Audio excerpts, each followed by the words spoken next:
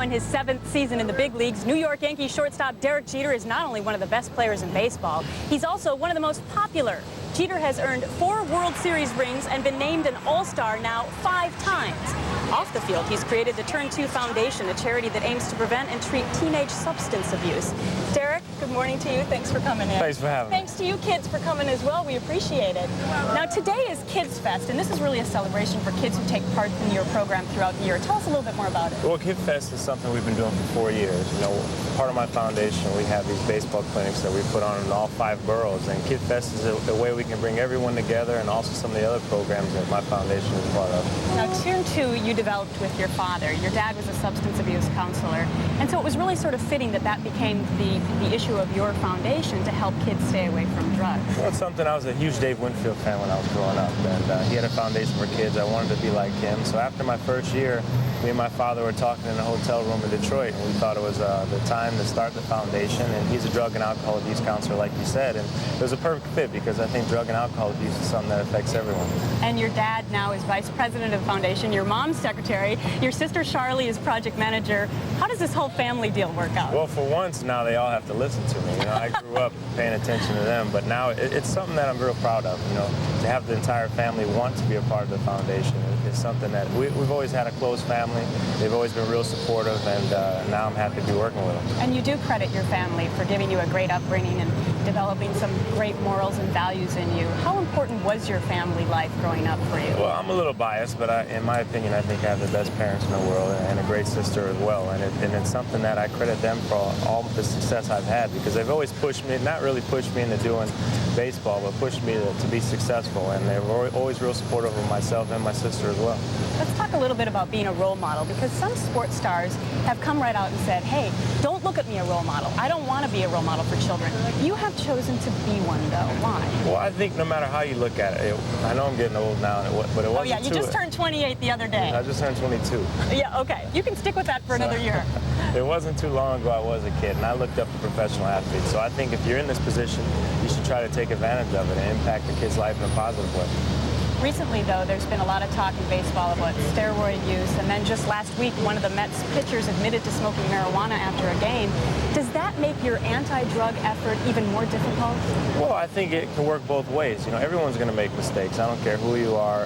If you're in the public eye, whether you're not in the public eye, you're going to make mistakes. But if the media does pay attention to things, they're going to glorify, not really glorify, but point out the things that you're doing wrong. And you know, I think if you can learn from those mistakes, you try to take a negative and turn it into a positive. So that's the message we try to put through with Foundation.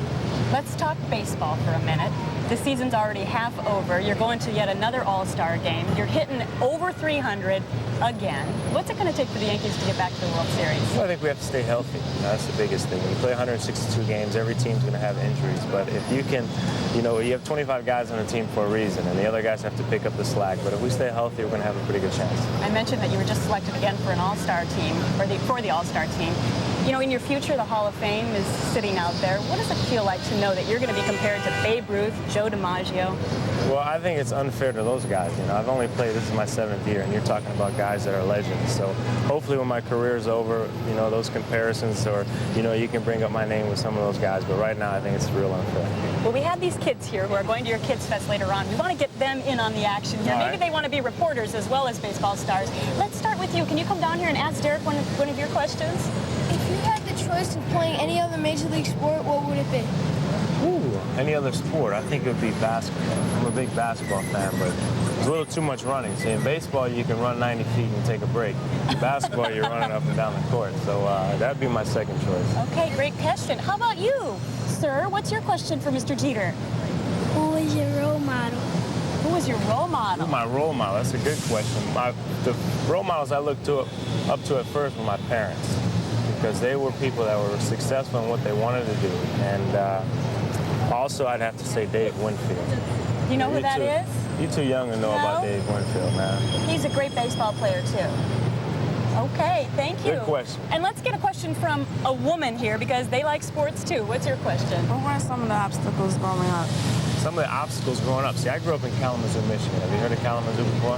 Yeah, we used to talk about it in school. Yeah, it's a real small city, and I always told everyone I wanted to be a professional baseball player, and they'd always say, well, no one from Kalamazoo could play professional baseball, and no one could come and play for the New York Yankees. So I think dealing with people that are always doubting you is one of the obstacles I had to deal with. I look up to you a lot. That's very nice of you. She looks up to you. Thanks very much. Well, we'd like to bring in the rest of the crew. I have a question. Say it isn't so. Every single woman wants to marry you, and every married woman wants you to be their in-law. You've been cheating on me, Derek? Don't tell anyone. You brought that out here. Do you wait? I tried to hide it from you. That's the sound of hearts breaking across America right now. I tried to hide it, but you found What's it like being in the limelight like that all the time, Derek?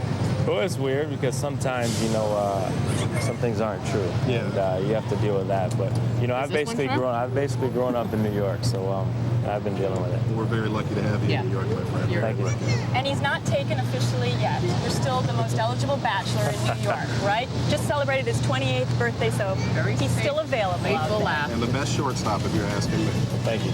We'll see you tomorrow. Thanks for being here. All right. Woo!